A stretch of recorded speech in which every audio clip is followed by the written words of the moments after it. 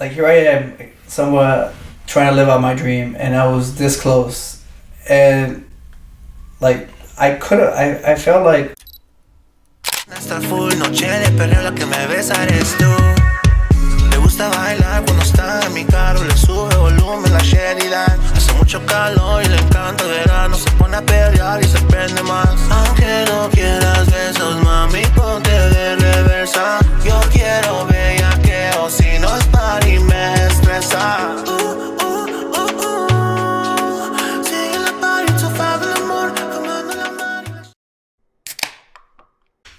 Alright, vamos. Welcome to episode 3 of Hear Me and Beer Me. If you're new here, subscribe, like the video, follow us on Instagram. I'm joined by a very special guest, someone that I consider a good friend of mine. He's a businessman, entrepreneur. Most importantly, he's a girl dad. You may have seen him around Cantina, Bombo, whatever have you. You gotta hear him. You gotta beer him. Welcome, Edwin Lagunas. Thank you. Thanks for coming on, man. No, thanks for the invite. Yeah. I feel like there's like a side of you that people don't, like even myself, don't get to see because we know you as like the Cantina Edwin or like the Bombo Edwin or like what have you. The party Edwin. Yeah, the party Edwin, right? But I'm sure there's like a whole different side of you, and like I feel like with anybody, when you see them in their environment or what they're doing, whatever, you know them and you kind of put like a judgment on them, but you never really get to hear what they got to say about things. No, yeah, for sure. That's definitely something that I could relate to. Yeah, that's why I wanted to have you on. And I mean, even me, right? Like growing up, I knew of you, but I didn't actually know you. I knew of you because obviously, like where we're from in Mexico, like we're from where our parents are from in Mexico. Yeah. And then you're like kind of close to my sister's age, so I always knew of you, but I never actually knew you, and now I'm closer to you than your sister. Yeah, right. So it's it's funny how that works. Yeah, but I remember like hearing of you and all these things, right? But I kind of knew you as the soccer guy, like soccer Edwin, and now you're more like obviously the Cantina Edwin, whatever. Yeah. So I kind of want to take you back to that soccer Edwin, right? I know you went to Carmel, right? But like, how did that come about? Because obviously, like, they recruited you somehow, right? No, I actually didn't get recruited. Like, coming from a Mexican family, like, we don't know what like scholarships are, recruiting, any of that. So I just went in like that. Pretty much, and everybody, that's something that a lot of people don't know about me. They think I went to Waukegan, which is not the case. I wanted to go to Waukegan and play soccer with all my buddies growing up, but my parents did not want me to go there. I think I needed that in my life I think that's the reason why I'm like here right now. Yeah. And like very I don't want to say professional, but it taught me a lot. It taught me a lot being at this school, and the word I was looking for is discipline. Yeah, it gave you the foundation you needed to like start off. And I hated going there at first because it was so far, and it's just like you have all your friends here. And another thing that a lot of people don't know about me is since kindergarten to college, I went to a Catholic school. So since kindergarten to college, even college was a Catholic school. And all my friends went to Jefferson, Abbott, and I would just hear about it. I would just hear about it, and it kind of sucked not being there. And I thought, I'm like, oh, once high school, we're all gonna reunite. And I was looking forward to that, and it didn't happen that way. My parents did not want me to go to Waukegan, and I was pretty pissed. And I kept telling, come on, like soccer, like, and we, our friends like Casey, Kelvy, Tortas, Manny, and all of them, like during that time. They went far, right? We were in our prime. So, and then you had Congo, Johnson, Diego, so I would have played with them. And literally, like, we once talked about it, like, we felt we could have won state. And although Congo was there was no lefty.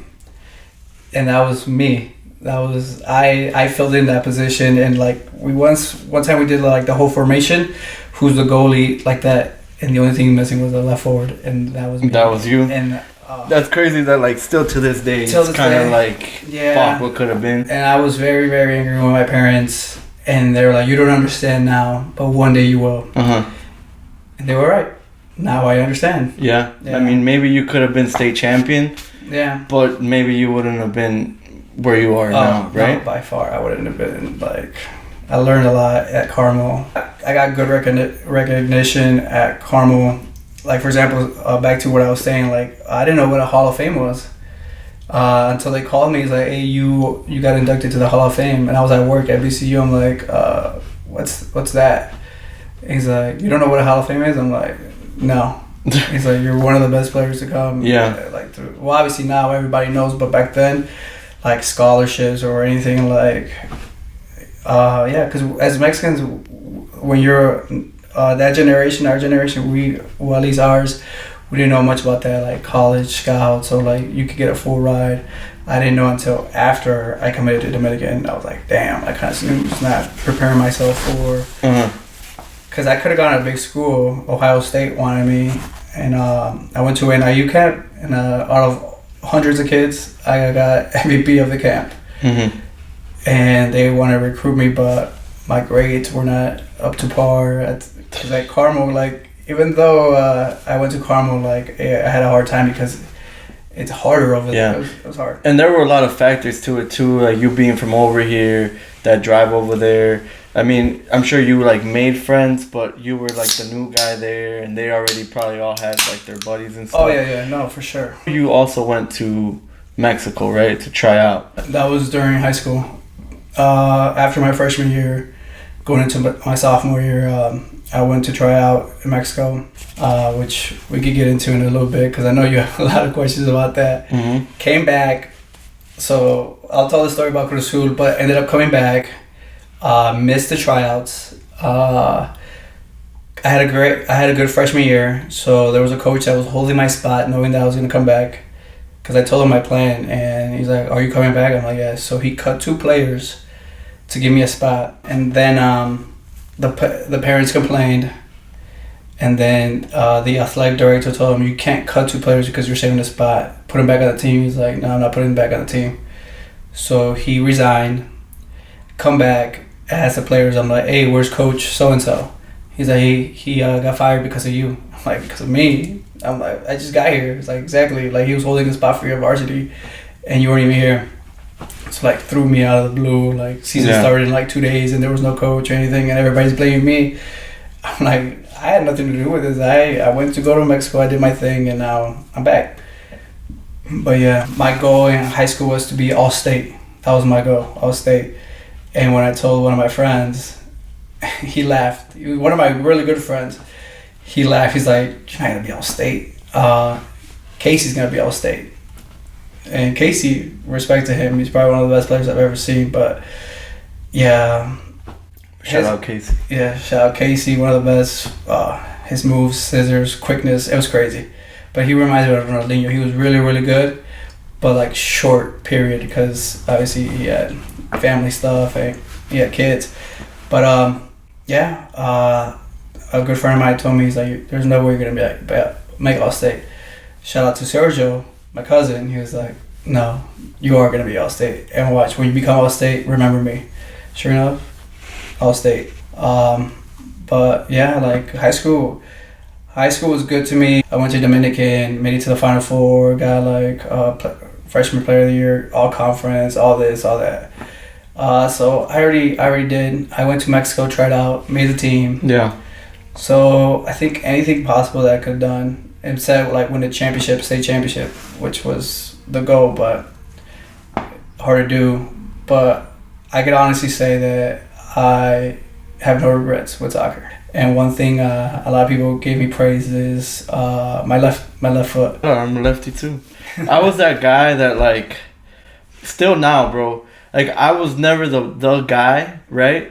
But I wasn't that guy that was going to lose you a game. You know when you would be like, "Yeah, we're going to play, like, we made this team. Like, so-and-so's playing with us," and you're like, "Fuck, bro, like, why?" I was never that guy. Okay. So I was fine with that, you know? Like, as long as you're like, "Nah, yeah, he's decent, bro." I'm not going to win you a game, but tampoco I'm not going to lose. Yeah, I'm not going to fuck the whole thing up we have going on. I'm in the middle. Yeah, exactly. I was going to ask you, like, and this is going to be later down the road, but we're touching on it now.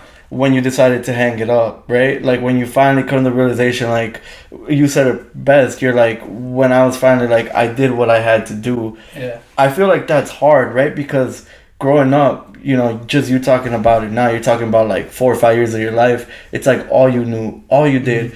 Part of like why you went to, or your parents probably sent you to Carmel was because of that, right? Like they're like, I want him to like really like buckle down. He's good at soccer. Like he could probably get a, you know, whatever, this, that. And even then or you going off to Mexico, right?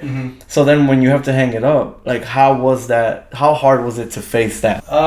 Like when you come to terms with. I think I came. Well, we're gonna touch on it, but when I came back from Mexico, May had a decision to make on the phone with my dad.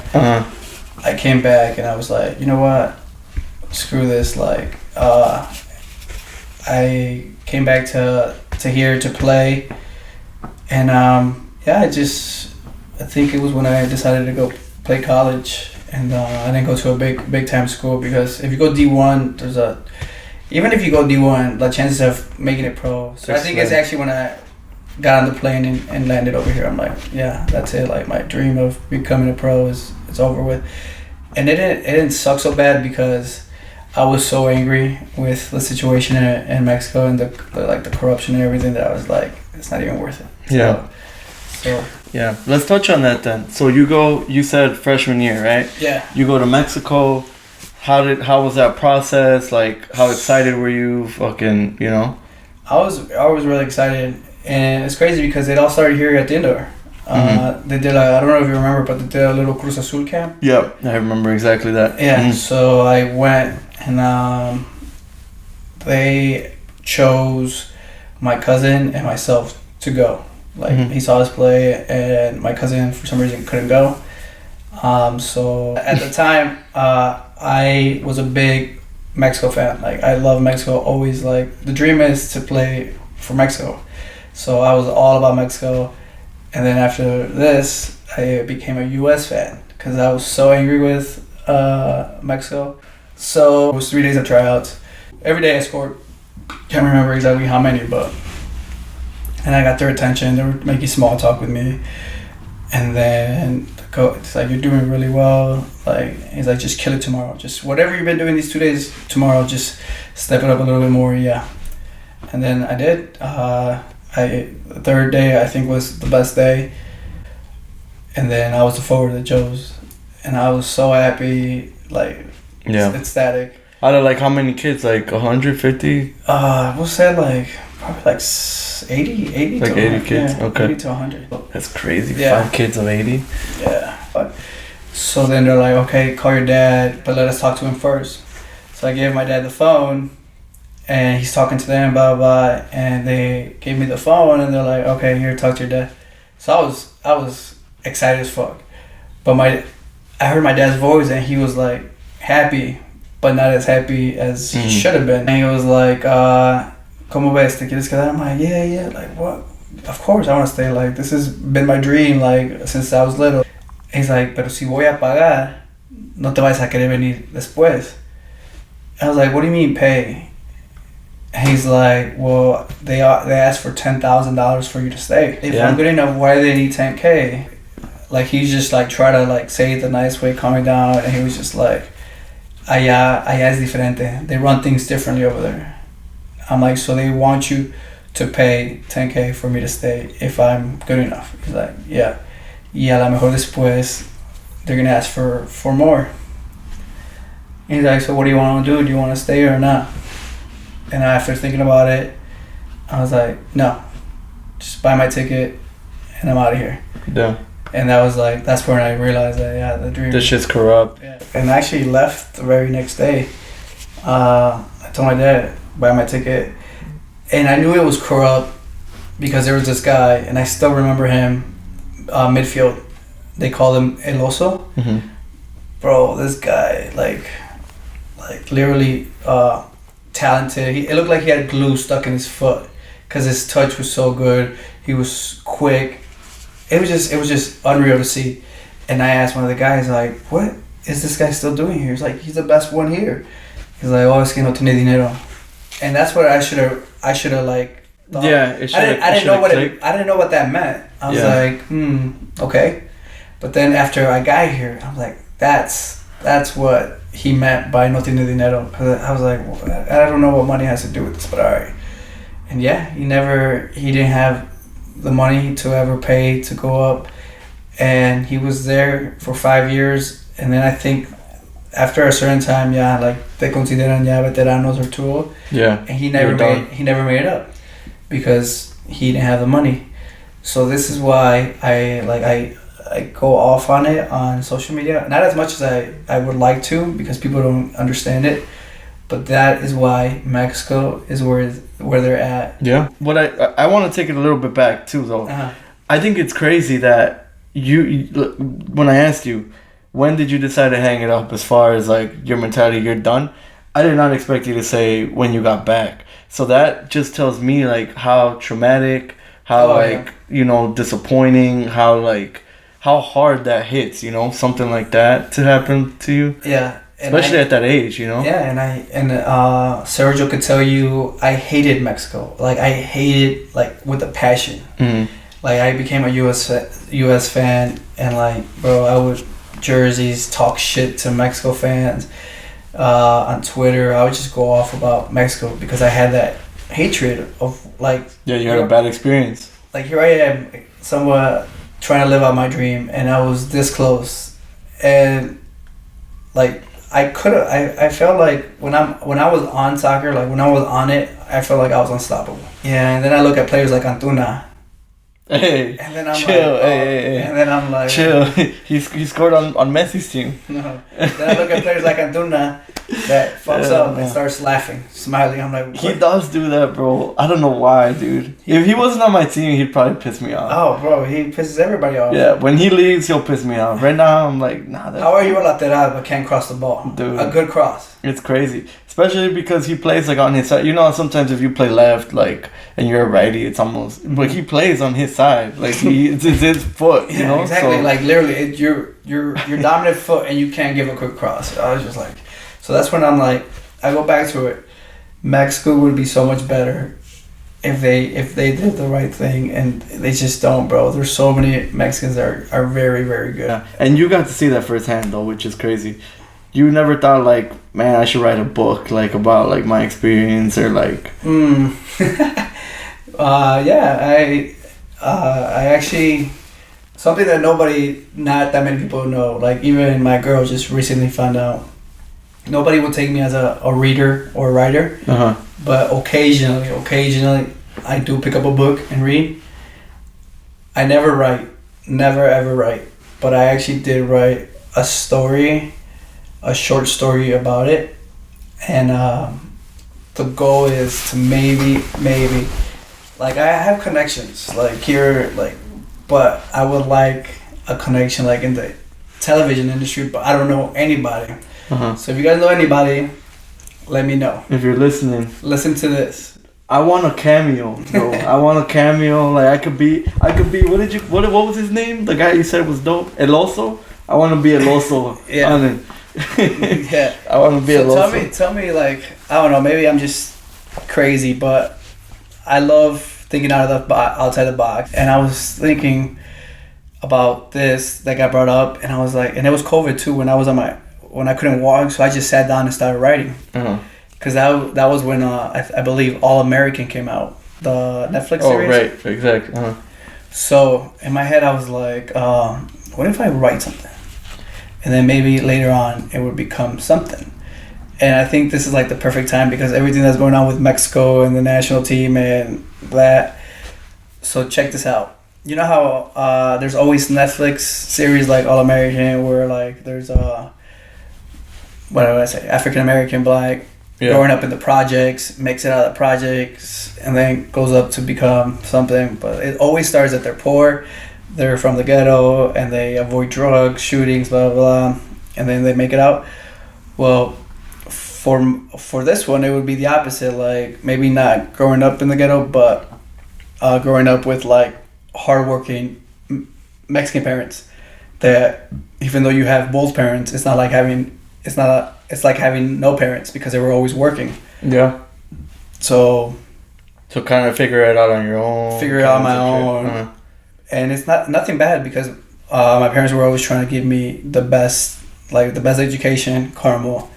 But one of the things that like I grew up, which kind of sucked, was especially at Carmel, because I don't know how white parents do it, but we would have games at like 3 p.m. all the way in like south side of Chicago, and they'll be there. I'm like, que no trabajan, okay? Like what? It was crazy. All of them, and my parents couldn't even go to the home games, which was great. Like because they were working, right? Can't fault them because they were working. I mean, and so that was that. Like that would be that part of like the intro of that. But then like growing up, still like my parents working, but my grandpa taking me to the games, and just like the stereotypes about Mexicans showing up to games and like street clothes and still kicking the shit out of white boy teams. And then like the main focus would be when I ended like the show. When I go to Mexico and experience the ins and out of how this business works. Dude, that's sick. I mean, that's a sick story, and like I didn't realize you had to put so much thought into something like that, you know? Yeah, and I actually have it written down, and I actually have a name for it. It was what was it? Todo un sueño. Because at the end, it was all just a dream. Yeah. And because I wouldn't say led to nothing, but it didn't, you know. No, it was a dream because it didn't. I didn't. You woke up. Yeah. Dude, and it's funny that you like. It's almost like I told you that I told people that I was doing a podcast because then it like forced me to kind of do it. Yeah. It's almost like if you start talking about that you want to do something like that, like. I believe in like you manifest shit, you know, but also I get scared with it, like to tell people because you never know how, like, you don't want to get ahead of yourself. You know, when people are like pregnant, like they tell you to wait, like because then, you know, o te dan ojo or something, right? Yeah. Like it's like a fine line between the two, so you never really know. Yeah, really and I've actually learned how to like, cause I've had this thing for like 2-3 years, and I could count it in my fingers how many people know. I've learned something about that because I used to post. I mean, my job is to post stuff like the party life. But when it comes to like business opportunities or stuff like that, I don't like doing it until it's official. Yeah, I feel because there's people that like nomás están viendo, and if they see that you're working on something, te echan mal ojo, or in my case they'll call the city and be like, hey, Edwin, how is Edwin gonna do this? He's like, and then they're like, there was one time they shut it down. Yeah, I remember that. So now I don't Bombo. I don't post anything until it's legit. It's official. And they're like, it's already been approved. So yeah, but like even like también like I don't like posting certain stuff because like I said, nomás hay gente viendo, and like they're just taking your ideas. Yeah. Like, and then claim like take your idea and like stuff like that. But good thing this is on camera. I'm the one that said it first. If you guys see this out. I mean, besides all that though, like it's your experience, so no one's gonna be able to recreate it better than you are from your point of view, how exactly things went down. So it's one of those things that technically no one can steal from you because it's your own experience. Yeah. But that would be sick, bro. I would love to see that come to like fruition. People that watch it like, okay, this guy's getting ahead of himself, but not really, because there's been some stuff that sounds crazy. Yeah. And I've been able to do it, so. You almost feel like I need to tell people, you know, because not even like for selfish reasons. I even called the radio the other day. Oh, did you really? Yeah, I called the radio the other day. What radio? El Feo. Yeah, okay. I don't know. Bro, they were literally talking about it. Like, literally talking about it. It's like, ¿en qué momento dejaste de ir a la selección? When were you done? And people were like, cuando perdieron 7-0 con Chile. Like actual game scenarios, right? And I actually called it, picked up, but not the radio. It's like a guy that like... He screens you, right? Yeah, screens me. And he asked me, and I was like, oh, I don't have a moment, but I have a situation. But I don't think he understood what I was trying to say. So I was like, este mundial, porque no fue un fracaso, blah, blah. And they're like, okay, no vayas a colgar. So I was like on the phone, and I was already hearing them I feel like I was hearing what they were talking on the radio and in my car on the radio, and here I am on my way to golf and like nervous. Ready to get on top. And then and then I just fucking panicked and I hung up. Oh man, dude. Yeah, I was like, no, but I didn't hang up on them. They had it. I was still on the screen, and I was hearing it. But I feel like I have to say it because people, there's everything. It's like, what's que tiene la selección mexicana? ¿Por qué? ¿Por qué? Yeah. And I know why. Yeah. I literally know why, because they are corrupt. Yeah. So you get back, right? Mm-hmm. You hit Mexico, and then you go off to college. You go to Dominican, you're still playing, right? But it's already out of your mind. Yeah. When was there a time there where what you're doing now, like Cantina, like Bombo, like all that kind of clicked? Or what did it find you? Because I know you were like DJing over there, right? Yeah. I think, so when I was in college, we didn't have a football team. Soccer was the main sport. Yeah. So it felt cool to be... Like, our basketball team sucked, baseball team sucked, everything. But the main thing was soccer. So it felt cool being a soccer player. And you were basically the football team. Yeah. And then we had a thing called the Soccer House. So we would have parties there. And it's just like, it was a great time. Like, honestly, you had to say over there, like, oh, you're on the soccer team? Yeah. Yeah. Like, it was good times. And then I don't know, like, I would just always end up being in control of the music. So over there they're like, where's Lagunas? Tell Lagunas to connect to the music. So I would always have my iPod, and so something that, like, I've always said, and I would always say, like, to be I never consider myself a great DJ because I like my transition and my mixing were not great. I would just play what the people wanted to play, and that's something that I do have. Like, I know what people want to listen to. Yeah, you can like. Well, maybe back then. Yeah. Right now, I have no idea what hip hop is. Like, if you ask me, oh, can you play this? I'm like, you've probably never heard it. Exactly. Yeah. So back then, yes. Right now, no. So there's difference, and I always say this, and I use it as an example. Tragos Amargos hits different at 10 p.m. than at 2 p.m. Oh yeah. 2 a.m. Yeah. There's music that hits different early, and that's something that some DJs play it too early. And I remember telling one DJ playing Selena, I'm like, beginning of the night, I'm like, what are you doing, bro? Play this. No. And late at night, I play my bangers. I'm like, I promise you, if you play this, the girls will go crazy. And sure enough, yes. So that's why they always pick me over there to control the music. And I would always play for R&B. We loved R&B over there, like Casey and JoJo, like Jagged Edge and all that stuff. Yeah. So that was all like towards the end of the night. And this was like late 2010s, right? This was, like 2010. Because I graduated from Carnival 08. So I was like a freshman, sophomore. So then I went to Dominican is next to this street called Madison Street. It's like literally a street full of bars. So think about Washington, but instead of like having a restaurant and like it's just pure bars. It's pure bars, bro. Like, just crazy. And there was this bar called Doc Ryan's, and they had like dollar beers. It was a college bar, and it was just for college bro kids. But they didn't let us play our music. So that was so frustrating. Like, we would have to get drunk forcefully to like some fucking techno. Oh my god! But we would always go because it was cheap. It was cheap. There. Yeah. So then we go to this other bar, and one of my friends, shout out Jamie, she's fucking killing it in Chicago. She's the one that does Michelada Fest. Oh shit! Yeah. Shout out Jamie. She came to my outing. She's a realtor, and there's another festival that she does. I think it's House Fest. I mean, she's the girl to know over there.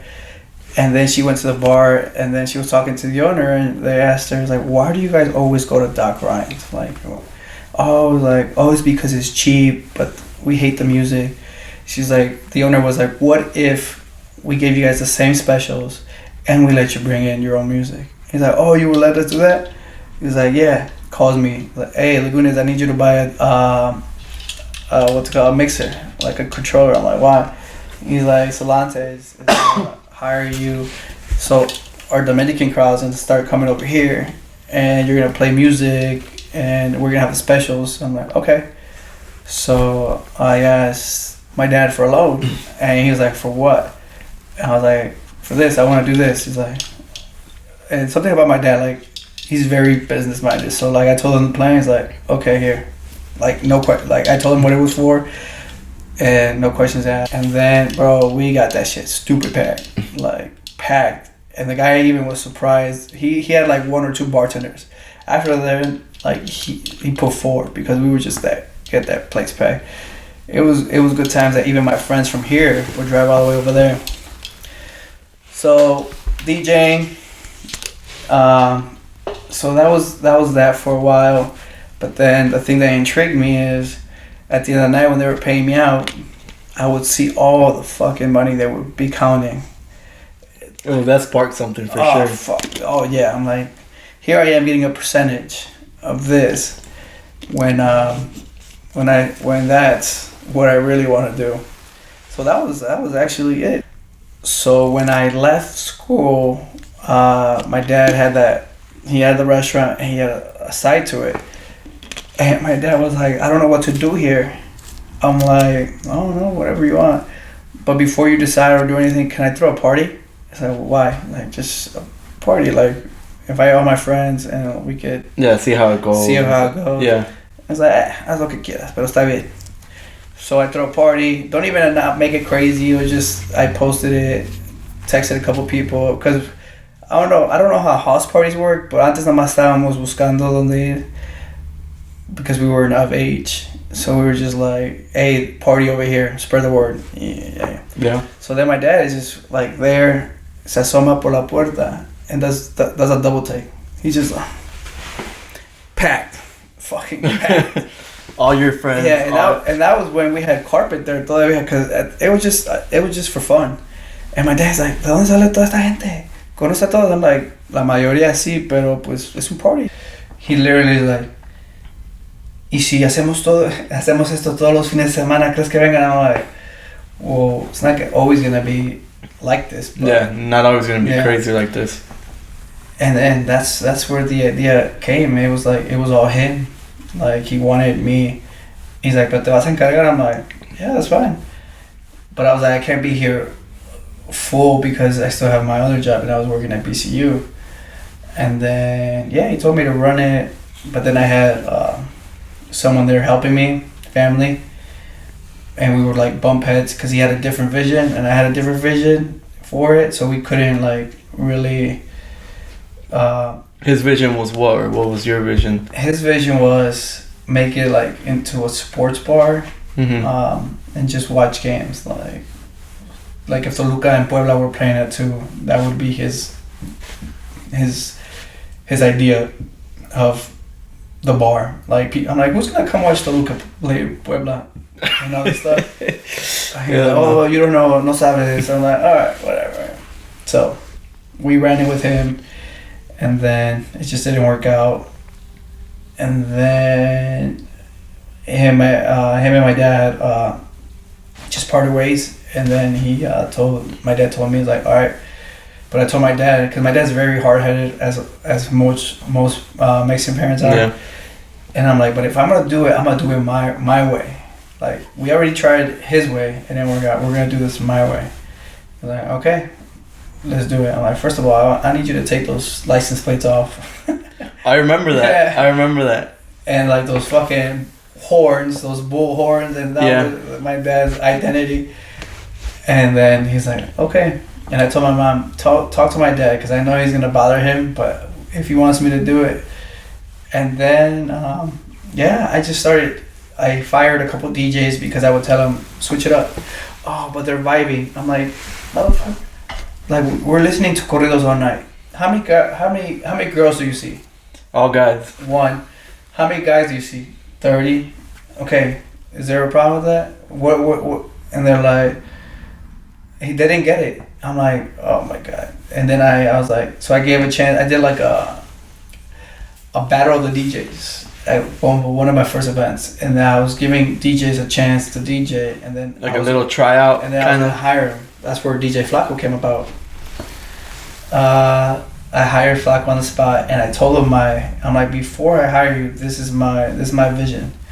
I want this to be a dancing spot. I want it to be full of girls, because wherever there's girls, there's guys. There's gonna be guys. Yeah.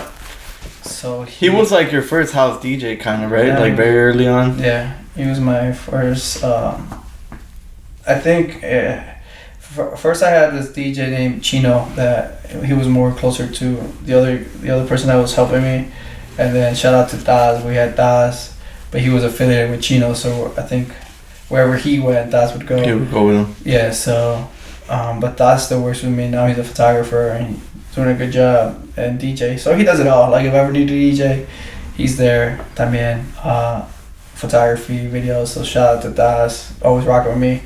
But Flacco, I would say, was the first DJ that like actually made Bombo happen. Yeah. And I talked to him. We sat down. I gave him the vision, and yeah, Dude, literally. I remember my first time there at Bombo was literally 2 days after I turned 21. I had like my 21st birthday party, dude, at like some church, bro, like a big ass party, right? And like everyone my age, like you were either 20 or 19 or like barely 21. So there wasn't a big buzz around like Bombo, like you'd hear about it, but I felt like at first there was obviously people like more your age, right? Mm-hmm. So after the party ends, or whatever, my party ended, the few people that were 21 were like, yeah, fuck it, like let's go to Bombo, right? So we go to Bombo, and I remember talking to you that day, but I remember telling you that I was going to Vegas, bro. Like I was about to leave the next day, like all that, right? And that day though, like Bombo wasn't Bombo yet. Bombo was like, there was people, but it was like nothing, right? Honestly, bro, like within like 2 months, not even, it was like a completely different animal, dude. Like you would have both sides, dude. Those were the like good old days. I think I find it funny when like people post the best bar Joaquin like has ever seen, and then my own friends send it to me, and they're like, look at this. And honestly, not because it was mine, but I don't think there would be a place like Bombo. Nah, dude. Honestly, no. And I mean, we're cool, but like, and maybe I'm biased, but nah. A lot of people have told me. Yeah, dude. So something I wanted to touch on, dude. I wanted to thank you, cause I don't know, like this might be something that you don't even know, right? But like, you know, like when my guy like passed, right? Like you were one of the few people who hit me up that day. And you were like, hey, like, I don't know, bro. I honestly, like, you know, you kind of blacked out at the point. But I remember you hit me up and you said something like, hey, like, you know, like, kind of how are you, whatever. And then you're like, where are you guys gonna be at? And I'm like, oh, we're going to like the spot, whatever. And you like showed up, and nothing was going on. Like it was just like, kind of like everyone was there, quiet, paying respects, whatever. But like that always stuck with me. That like you hit me up, and then I almost feel like it's because you kind of went through some similar, you know, like before, and I don't know, bro. Like, I feel like that really like stuck with me to this day. That you hitting me up meant a lot, and I feel like you know when someone's hitting you up to be like chismoso. Yeah. But I had got none of that vibe from you. Like you were legit hitting me up, like, hey, like I'm here type shit. Yeah. No, anytime, bro. Like, and that's like.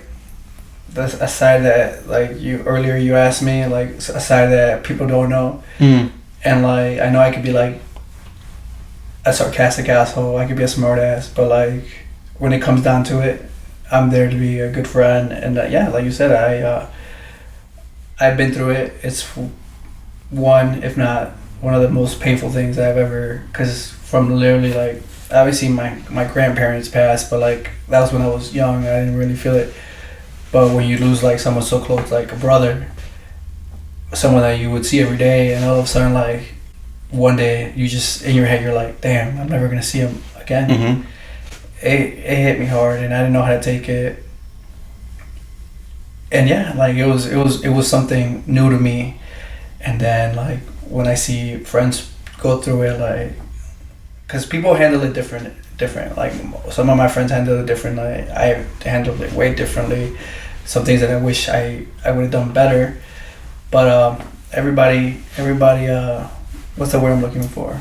Mourns. Mourns differently. Copes differently. Yeah, copes differently. And yeah, like for you, I hit you up, and I was like, if you need anything, let me know. Yeah. And some people need their space, which is cool. But yeah. Yeah, but like I'm telling you, dude, I felt no vibe from, and I don't know, dude. Like at that point too, I didn't realize like, oh, like he went through something similar. I was just like, oh, he's hitting me up, whatever. Like you kind of just like going through the motions, you know, like doing things and whatever. But then, you know, once I finally took a step back, I was kind of like, damn, like that was cool of him. Like he hit me up, and then I remember you showed up, and we were all just there, like kind of. Where was it again? Where I showed up? Like the exact spot where it happened, that gas station off Green Bay, and then. Yeah, and then I started to think, I'm like, dude, like, yeah, he did go through the same thing, and it's like down the street. Yeah, literally. I hate that street, bro. Bro, me too. And it was the same street, you know, for both of us, man. Like, couple blocks. You know, it's shitty, dude. And you said it best. You know, when you lose a brother, it's kind of like it's different, bro. And I don't know. That's one thing that I've been like wanting to tell you, like. You know, like never want to tell you like in La Peda, you know, because it's like, bro, like you tell everyone you love them like in La Peda, you know. Yeah. But it's like, man, I wanted to thank you for that. That was dope. And like you said, everyone mourns differently. You don't know, people need space. You don't know, people need, you know, whatever. And well, bro, having Tony at the bar was always a pleasure, bro. Yeah. Just watching him walk in. Bro, he's the life of the like. You know, just always that smile. Yeah. Like, you could be in a bad mood, and that smile will make you. Yeah.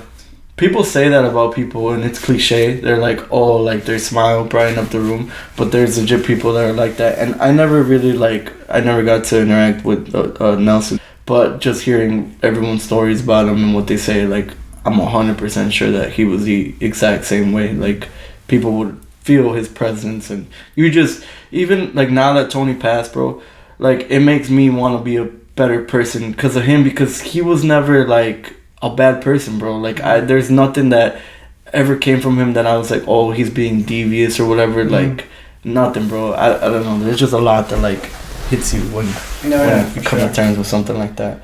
But there were similar personalities, and not that many people could say bad things about them. It's just pretty cool.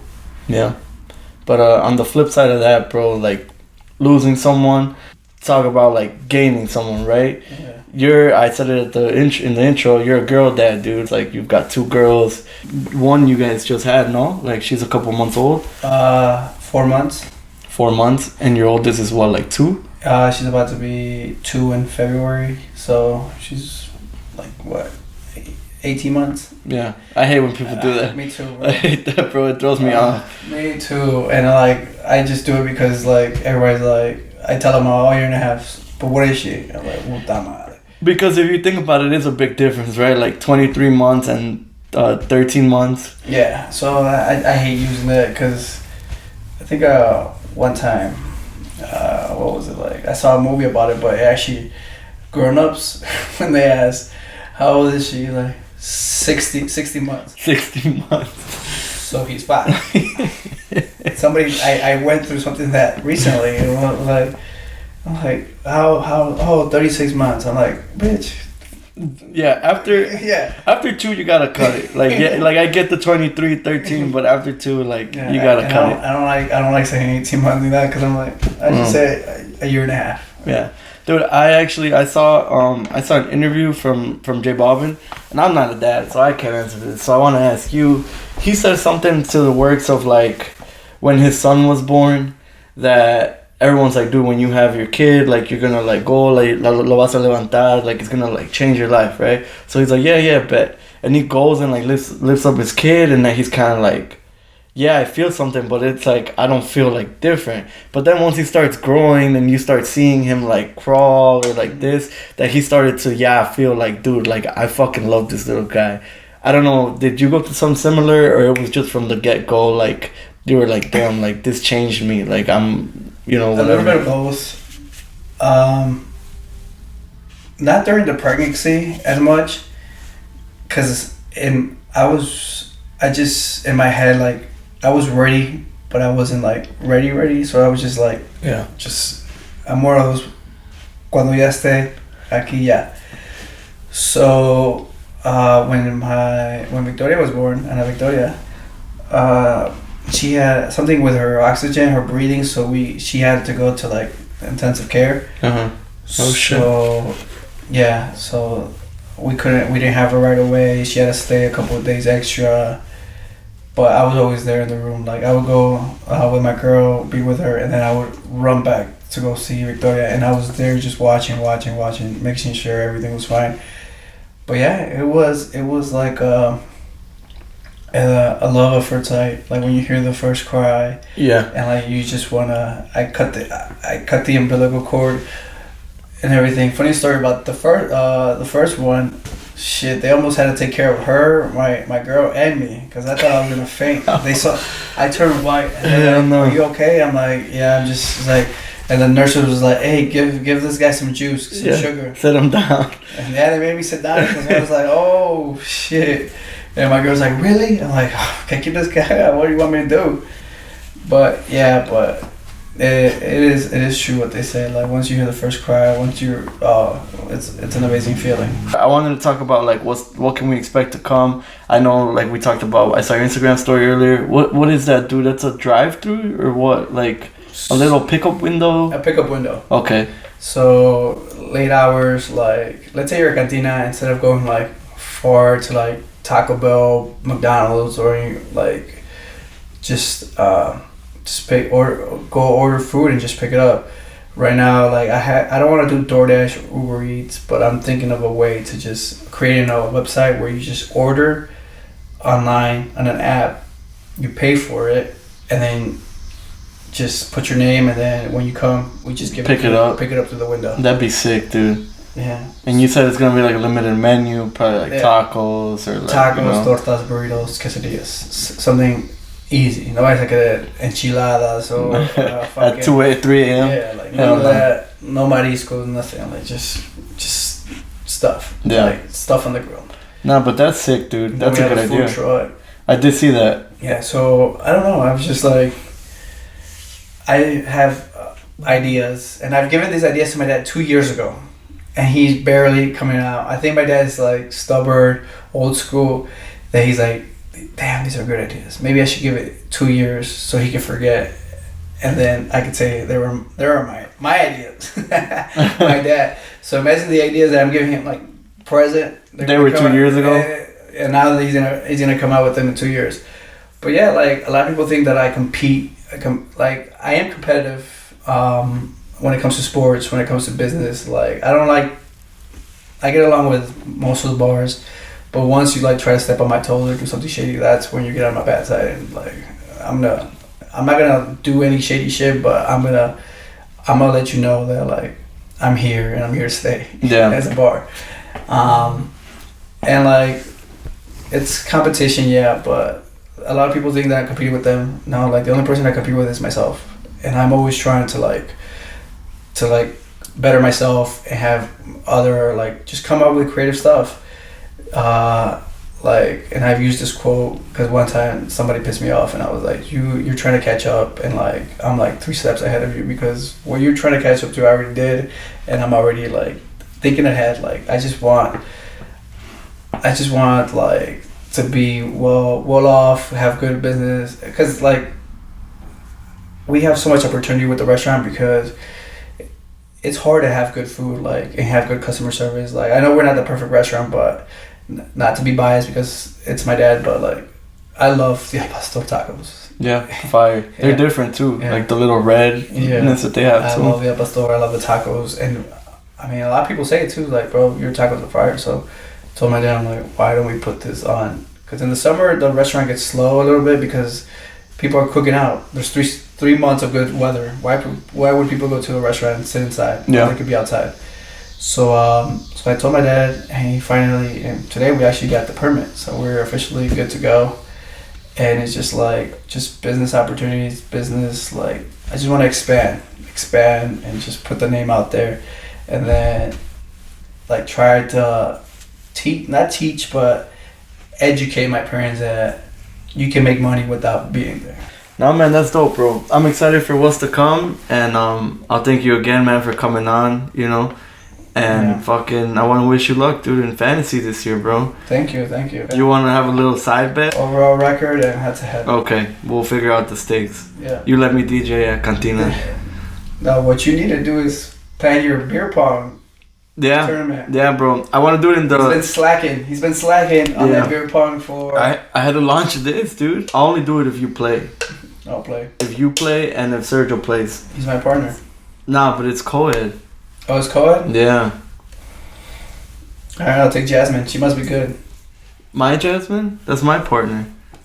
Oh, co-ed. I thought I don't know why I thought co-ed but with different... Oh, no. Jazz is alright. She needs to work on it a little bit. Practice. Dude, speaking of that, bro. Okay, just hypothetically, right? How hard is it to win your golf tournament that you have to run every year?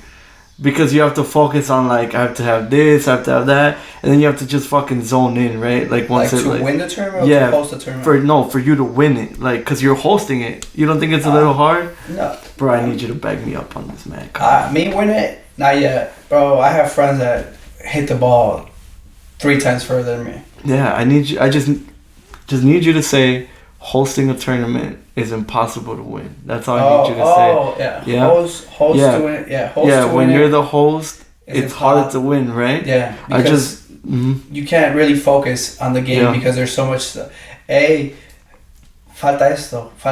Bro, this happened. What happened? There's a spill. We'll fucking clean it up. Yeah, I just want everyone that's ever been in the tournament that's giving shit about. I didn't get the question. Yeah. So it's fucking hard. And even my compa Kelby told me, he's like, compa, please put your phone away.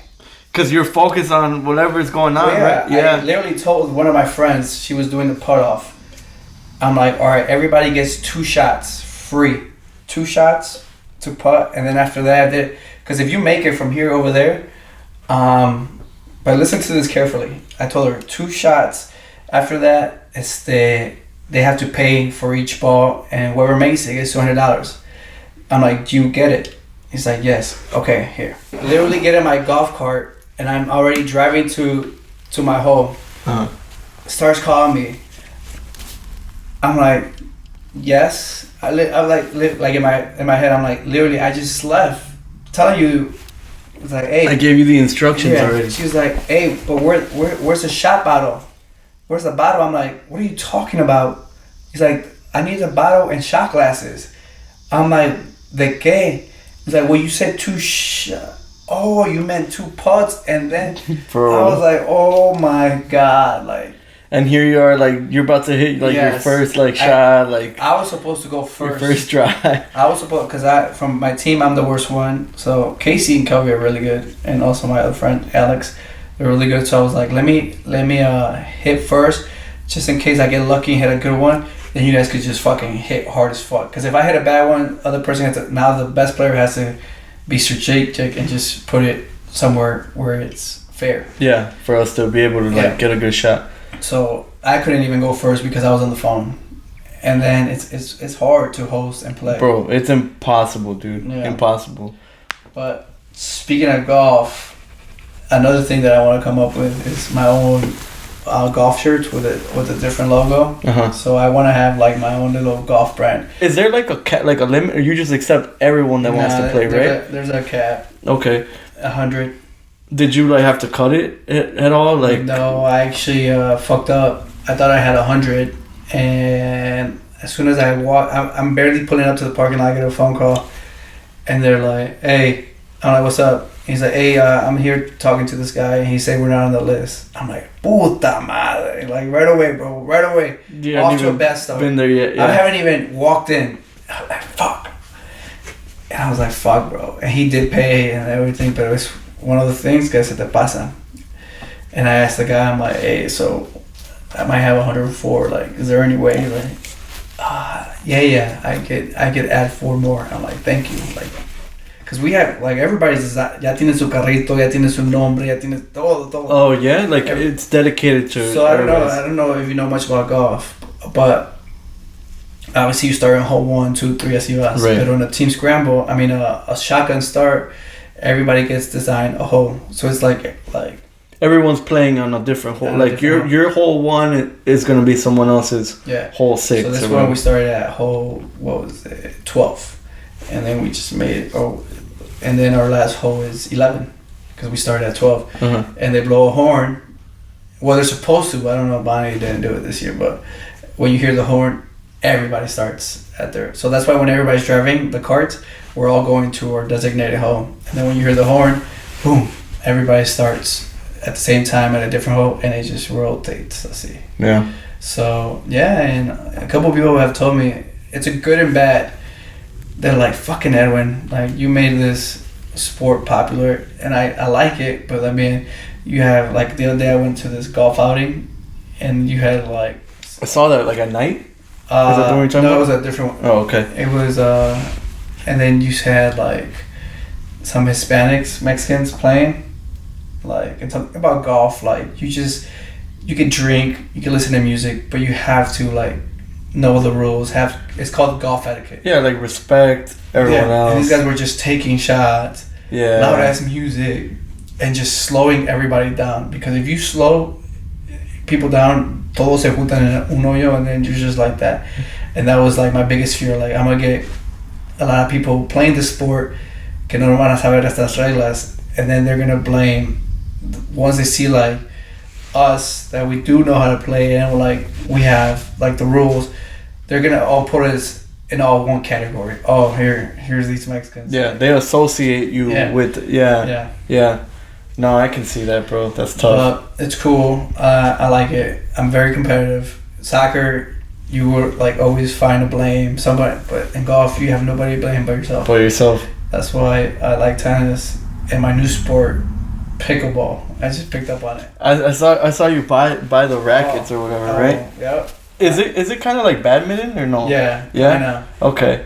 It's cool. That's pretty sick. I was good at badminton in high school. Well, like you play in the gym and shit. Yeah. You think you're hot, but dude, I said last year that I was gonna play golf to be in that tournament this year, but now I'm saying I'm trying to practice what we have left the beginning of next year to be in it next year. Go for it. I want to get into it, man. I don't know. Honestly, I can't even swing the golf, or I can't even swing the club. We all have to start somewhere. You know, but we'll see how that goes. Soups picked up on it. It's getting good, or what? He's getting better, yeah. You gotta practice. Obviously. One thing, and my thing for people that are scared to try it, like you're gonna suck. You're gonna miss the ball, and you're gonna get like frustrated. But once you hit a good ball, and you like hit it clean and you see it go far and close to the flag, that's when you're like, oh. Yeah. Once you find your stride, right? Like, okay, this is how we do it. Yeah, this is how we do it. Okay. But you would think it's just the good shots are the ones that keep coming back, because every time like you find something new. But golf could be very deceiving, because one day you could shoot at 87 and then the next day you could shoot a fucking 102 and you're like, what the fuck? What is the difference? But yeah, bro, what did I do wrong? Yeah, it's good to network. Half my business meetings when people they're like, do you golf? I'm like, yeah. He's like, let's just meet up at the golf course and talk there. That's what they say, right? Business is conducted in the golf course. It's like an older saying, kind of. I mean, that's why I want to learn too, bro. I feel like it's a good like. Soccer, right? You're like, who's trying to play, and you need like 10 other people, you know? Golf is a little different. Maybe you need like another guy or two guys, but like you can even go by yourself. So that's kind of the main thing. But it's set, man. I'm gonna try to get somewhere from here to next year and join, and you're gonna play your first beer pong tournament. There you go. Under mine, so it's all set, man. Sounds like a plan. Yeah. Well, thank you, bro, for coming on again, man. Thanks for inviting me, bro. Appreciate it. We apologize that it went a little bit longer. Yeah, bro. I feel like I could have talked to you for like another half hour, you know? For real. Like, especially because, like, I feel like we know each other, right? Yeah. We're cool, but we don't hang out, like, así. So I feel like now that we're, like, talking, it's like, oh, really, bro? Oh, and, like, are you going to Tona this year? You know, like, I feel like I could ask you all this shit, but it's like, normally when we see each other is... At the bar. At the bar, taking shots. Yeah, and it's hard to, like, communicate in that sense. Which... we're going to right now, so yeah. If you're watching this, you'll see us at Fat Man's. We just got done wrapping up, so All right, man. Well, thank you, bro. Thanks for coming on. Everybody, if you're still watching, thank you for tuning in. Episode 3. Make sure you subscribe, hit that like button, and follow us on Instagram at Hear Me and Beer Me. Let's go.